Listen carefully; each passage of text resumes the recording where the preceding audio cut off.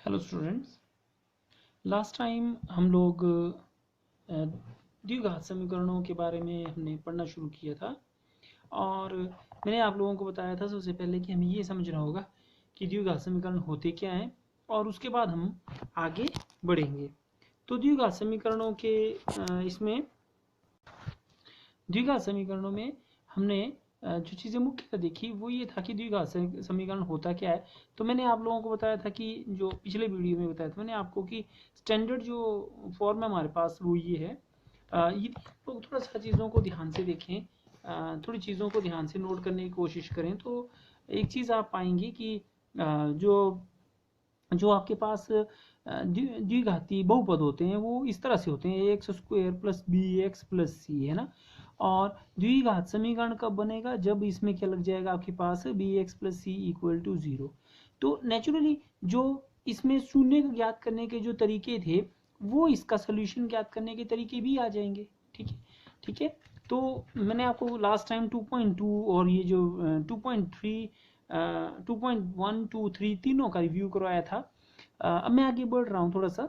मैंने आप लोगों को एक मेथड इंट्रोड्यूस करवाया था और वो मेथड था परफेक्ट स्क्वायर मेथड। ठीक है, आपको पूर्ण वर्ग बनाने वाली विधि के बारे में मैंने आपको बताया था कि पूर्ण वर्ग बनाने वाली विधि जो है वो क्या है। तो आज हम इसी क्रम पे थोड़ा सा आगे बढ़ेंगे। तो मैंने आप लोगों को जो जो चीज़ें परफेक्ट स्क्वायर मेथड पे बताई थी थोड़ा सा वो बताता हूँ। देखिए इसी तरह का हमारे पास एक समीकरण हुआ करता था, पिछले दो क्वेश्चन मैंने कराए थे आपको। तो a x square plus b x plus c equal to zero. अगर मुझे परफेक्ट स्क्वायर मेथड से इसको सॉल्व करना है तो क्या करना पड़ेगा? सबसे पहले ए से डिवाइड करिए। तो a x square plus b x plus c equal to zero. यहाँ ए डिवाइडेड बाई ए, यहाँ भी ए, यहाँ भी ए से कट जाता है। पहला काम ये होता है, अगर आप ध्यान से देखेंगे उसमें तो plus c by a equal to zero. Next step पे आपके पास x square plus B by a equal to minus C by a, ये वाली चीज परली तरफ ले जानी होती है हमने। और उसके बाद नेक्स्ट स्टेप हमारे पास कुछ इस तरह का आता है, B by A X plus यहाँ आ जाएगा B by two A whole square equal to minus C by A plus B by two A whole square. अगर हम इस इक्वेशन को, मैं ये आपके सिलेबस में नहीं है इसलिए ज़्यादा पीछे नहीं पढ़ रहा हूँ, तो अगर आप इस चीज़ को सॉल्व करें तो आप पाएंगे कि x की वैल्यू आती है minus B plus minus under root B square minus 4ac upon 2a। थोड़ा सा सूत्र को आप ध्यान से देखेंगे कि सूत्र क्या है। x is equal to minus B plus minus B square minus 4ac under root 2a। यह सूत्र आपको एक नंबर का आएगा। ठीक है, यही सूत्र आएगा आपको। और थोड़ा जैसा अगर आप इस सूत्र को एनालाइज करें तो बहुत चीजें आपको समझ में आ जाएंगी। ये जो अंडर रूट के अंदर चीज है मैं इसको देखता हूं पहले। ये जो चीज है बी स्क्वायर माइनस 4ac, यदि अंडर रूट के अंदर कुछ बी स्क्वायर और 4ac दोनों माइनस हो रही है ना, यदि बी जो हो वो छोटा हो ए सी के प्रोडक्ट से, तो 4 गुना नेचुरली ये बड़ा हो जाएगा, मतलब 4ac जो होगा वो बड़ा होगा बी स्क्वायर से। अगर ये वाली स्थिति आ जाए आपके पास जहाँ बी स्क्वायर जो है वो घट जाए 4ac से, मतलब स्थिति ऐसी हो कि अंडर रूट के अंदर आपको माइनस करने पड़ रहे हैं, जैसे 25 से माइनस करने पड़ रहे हैं 32। ये स्थिति देखिए, तीन स्थितियां आपके पास आ सकती हैं। एक स्थिति आपको सिर्फ समझाने के लिए बता रहा हूं मैं, एक स्थिति ऐसी आ सकती है 25 माइनस 32, एक स्थिति ऐसी आ सकती है कि 25 माइनस 25, एक स्थिति ऐसी आ सकती है कि 25 माइनस 9। तो देखिए आपके पास तीन तरह के विकल्प मौजूद हैं, 1 2 3।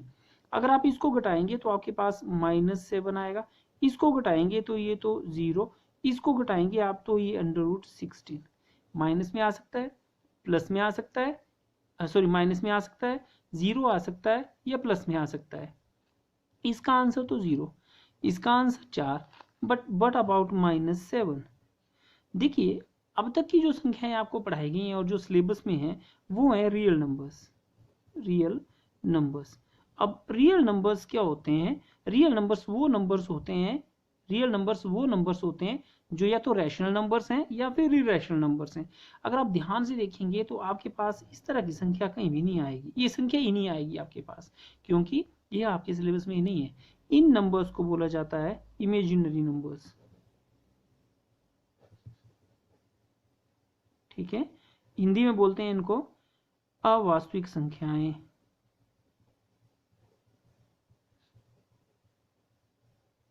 जबकि ये था वास्तविक संख्याएं।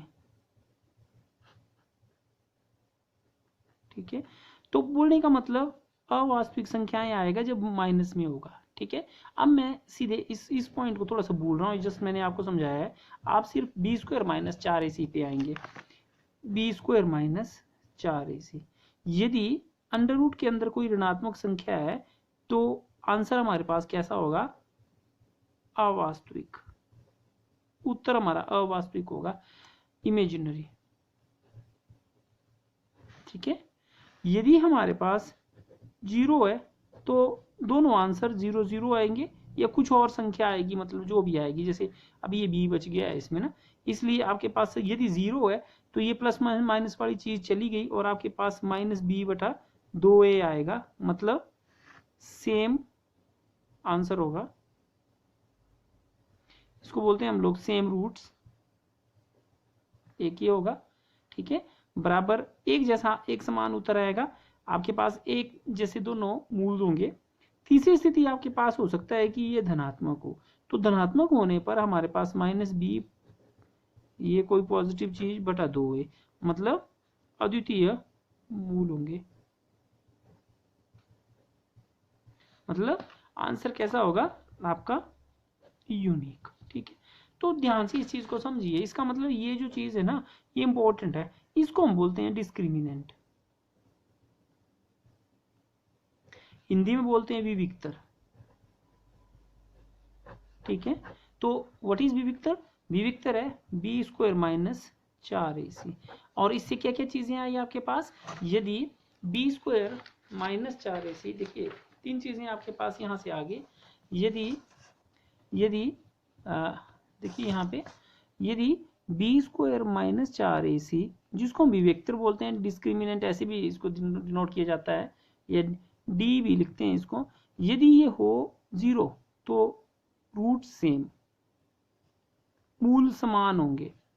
यदि ये हो आपके पास डी जो है ये पॉजिटिव है तो यूनिक रूट्स होंगे, अद्वितीय मूल, यूनिक रूट्स। यदि डी आपके पास माइनस में हो तो आपके पास रूट्स कैसे होंगे? इमेजिनरी। ठीक है, तो एक क्वेश्चन तो आपको यहां से 2 मार्क्स का बन गया, ये आएगा और ये पक्का।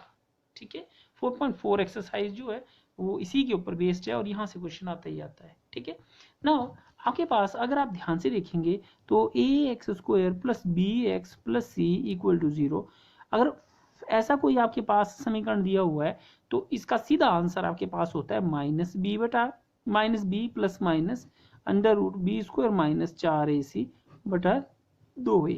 इसको हम लोग बोलते हैं क्वाड्रेटिक फॉर्मूला या द्विघाती सूत्र। ठीक है, इसको बोलते हैं क्वाड्रेटिक फॉर्मूला या द्विघाती सूत्र। फॉर एग्जाम्पल मेरे पास एक क्वेश्चन है, मैं आपको दिखाता हूं करके कि कैसे ये आसान बन जाता है। जैसे ये हमारे पास एक क्वेश्चन है x minus 1/x equal to 3, x not equal to 0। तो इस क्वेश्चन को सॉल्व करना है तो आपको पता है ये 1/x है, तो मुझे क्या लेना पड़ेगा? पहले लघुत्तम x लेना पड़ेगा, तो यह आ जाएगा एक्स स्क्वायर। या एक और तरीका ये भी हो सकता है, क्योंकि मैंने आपको बताया कि जो चीज़ हर में हो उसी से आप गुणा कर दीजिए। तो x से गुणा करता हूँ मैं, x से x को गुणा किया, माइनस x गुणा 1/x equal to 3 multiplied by x। ठीक है, तो जो मैंने किया वो लिख लीजिए, क्या? Multiplying both sides by x, है ना, दोनों ओर x से गुणा करने पर। ठीक है, तो अब देखेंगे ये कट गया, आपके पास आया X square minus 1 equal to 3x या एक्स स्क्वायर माइनस 3x। इस चीज़ को जब मैं यहाँ ले आऊँगा तो ये माइनस में हो जाएगा, minus 3x minus 1 equal to 0। तो ये आपके पास अब समीकरण बन गई है। देखिए, जो हमारे पास अब तक के गुणनखंड विधि है वो बोलती है कि एक के आप ऐसे गुणनखंड ढूंढिए एक के आपने ऐसे गुणनखंड ढूंढने हैं जिसको गुणा करें तो -1 आए और जोड़ें तो -3 आए। तो आप जानते ही हैं ऐसे एक का कोई भी गुणनखंड नहीं है जिसको आप जोड़ेंगे तो -3 आ जाएगा। मतलब इस टाइप के क्वेश्चन को गुणनखंड विधि से हल करना पॉसिबल ही नहीं है। ठीक है, वैसे मैं आपको बताऊंगा कि ये सबसे आसान मेथड है क्वेश्चन को सॉल्व करने का। तो अब आप क्या करेंगे, इस मेथड से हम लोग क्वेश्चन को सॉल्व करेंगे। सबसे पहले गुणांक लिखेंगे। तो गुणांक देखिए, a कितना है इसमें, a मतलब एक्स स्क्वायर का गुणांक कितना है 1, b कितना है इसमें मतलब x का गुणांक -3, c कितना है इसमें -1। ये बच्चे बिल्कुल ध्यान देंगे एक चीज के लिए कि स्टैंडर्ड फॉर्म ऑफ जो स्टैंडर्ड फॉर्म ऑफ इक्वेशन है उसमें c इस तरफ है भाई। यदि आपका -1 परली तरफ है तो इसको इस तरफ ले आना पड़ेगा, तभी आप c का चुनाव करेंगे, अदरवाइज आपका क्वेश्चन ये गलत हो जाएगा। ठीक है, अब ये आके आपके पास, फिर आप लिखेंगे यूजिंग क्वाड्रेटिक फॉर्मूला।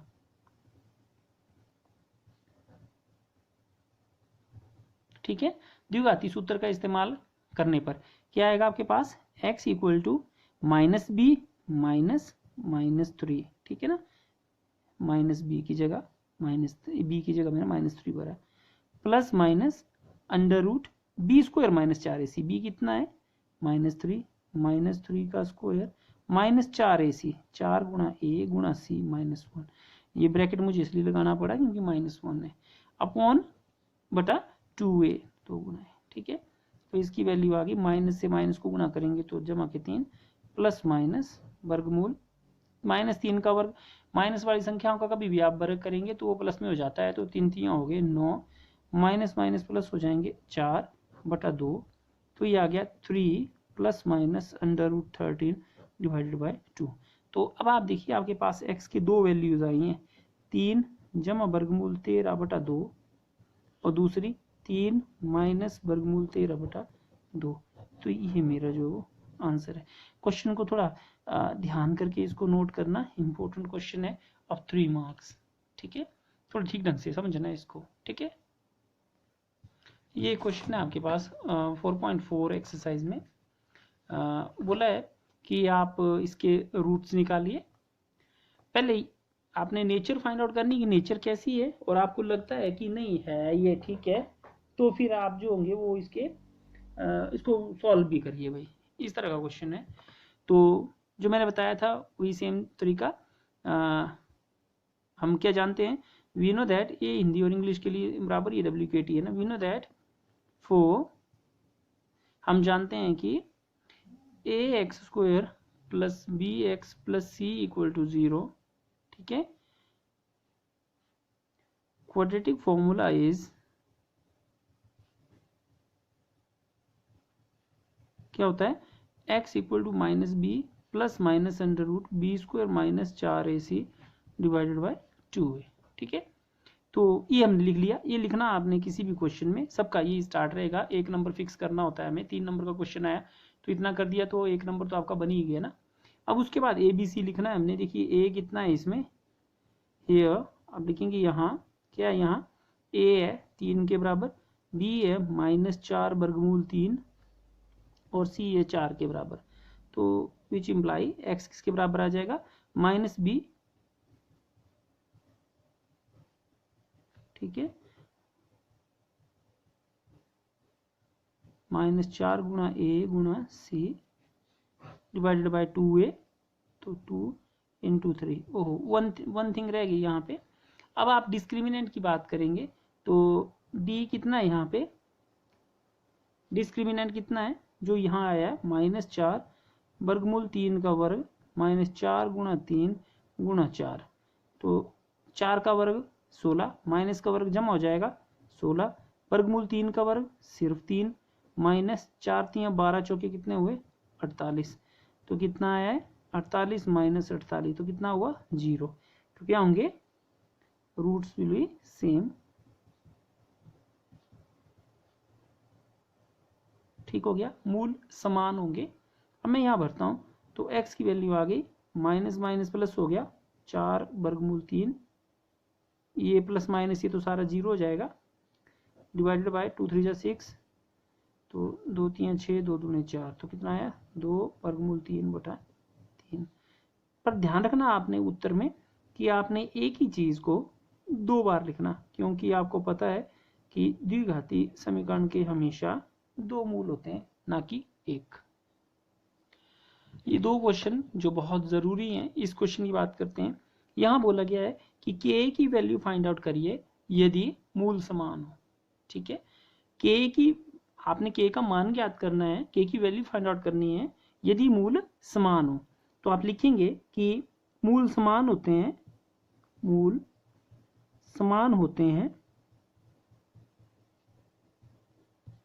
यदि क्या हो, b बराबर 0।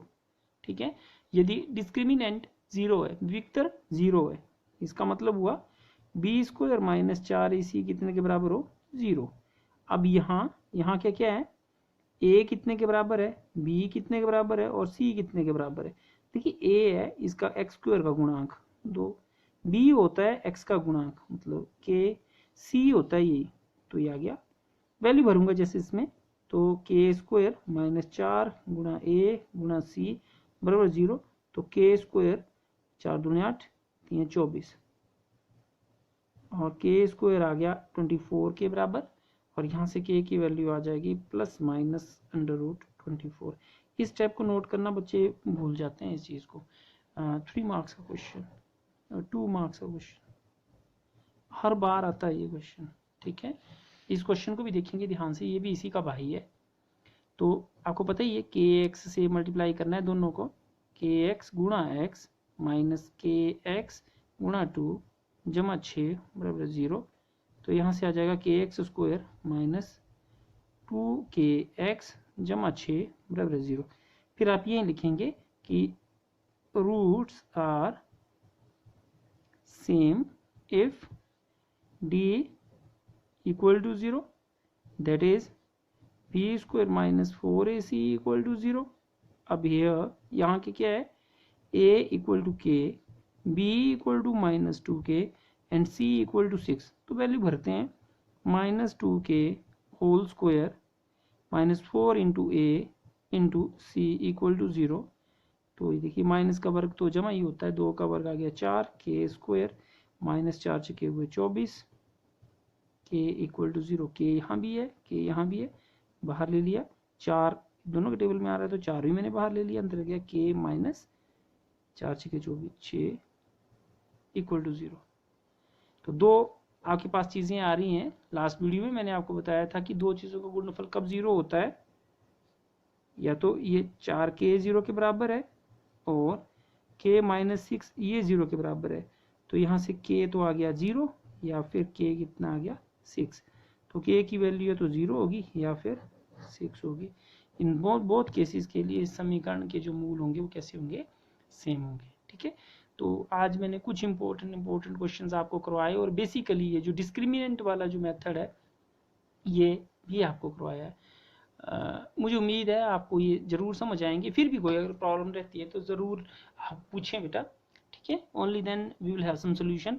और एक चीज़ बिल्कुल ध्यान रखिए बेटा कि अगर आप पढ़ेंगे तो ही आगे बढ़ पाएंगे, पेपर आपको देने पड़ेंगे, कोरोना जाने वाला है। ठीक है, तो मेहरबानी करके मेहनत करिए, तभी कुछ होगा। ऑनलाइन क्लासेस का एक साइड इफ़ेक्ट रहता है कि आप लोग 5-6 से ऊपर आते ही नहीं है क्लासेस पे, और मैक्सिमम जो जैसे आज मैं पढ़ाऊंगा और सपोज कोई बच्चा स्किप कर जाता है, तो फिर फ़ायदा क्या है उस पढ़ाने का। ये तो मैं एक ही वीडियो बार बार लेता रहूँ, फिर उसमें परेशानी रहती है। तो अच्छा है मैं वीडियो डाल रहा हूँ, आपने देखने हैं देख लो, जिसको अच्छा लगता है देखो, जिसको अच्छा नहीं लगता है तो मत देखो। ठीक है, आपके लिए हर घर पाठशाला की वीडियो भी अवेलेबल है, और जो मैंने वीडियो बनाए हैं वो भी आपके लिए अवेलेबल हैं। ठीक है, कोई प्रॉब्लम हो तो ज़रूर कंसल्ट करें। Okay bye.